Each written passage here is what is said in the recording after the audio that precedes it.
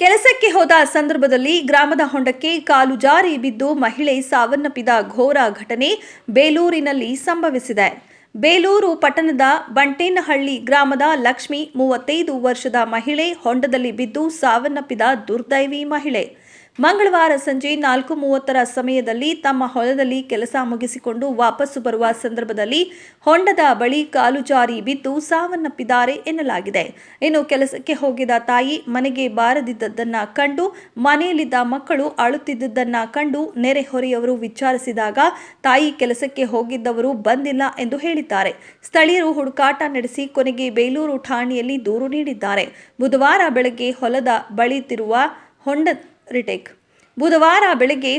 ಬಳಿ ಇರುವ ಹೊಂಡದ ಬಳಿ ಲಕ್ಷ್ಮಿ ಅವರು ಹಾಕಿದ್ದ ಚಪ್ಪಲಿಗಳು ನೀರಿನಲ್ಲಿ ತೇಲುತ್ತಿರುವುದನ್ನು ಕಂಡು ಅನುಮಾನಗೊಂಡು ಪೊಲೀಸರಿಗೆ ಗ್ರಾಮಸ್ಥರು ಮಾಹಿತಿ ನೀಡಿದ್ದಾರೆ.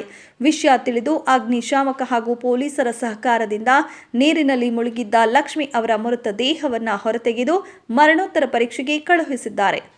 ಕೆಲ ವರ್ಷಗಳ ಹಿಂದೆ ತಮ್ಮ ತಂದೆಯು ಸಾವನ್ನಪ್ಪಿದ್ದು ಈಗ ತಾಯಿಯನ್ನ ಕಳೆದುಕೊಂಡ ಅನಾಥವಾಗಿರುವ ಮಕ್ಕಳ ಆಕ್ರಂದನ ಮುಗಿಲು ಮುಟ್ಟಿತ್ತು. ಬೇಲೂರು ಪೊಲೀಸ್ ಠಾಣೆಯಲ್ಲಿ ಸದ್ಯ ಈ ಪ್ರಕರಣ ದಾಖಲಾಗಿದೆ. ಇನ್ನು ಸ್ಥಳಕ್ಕೆ ಬೇಲೂರು ಸಿಪಿಐ ಸುಬ್ರಹ್ಮಣ್ಯ, ಪಿಎಸ್ಐ ಪ್ರವೀಣ್ ಕುಮಾರ್ ಹಾಗೂ ಪಿಸಿ ಸುರೇಶ್ ಹಾಗೂ ಅಗ್ನಿಶಾಮಕ ಸಿಬ್ಬಂದಿಗಳು ಹಾಜರಿದ್ದು ಪರಿಶೀಲನೆ ನಡೆಸುತ್ತಿದ್ದಾರೆ.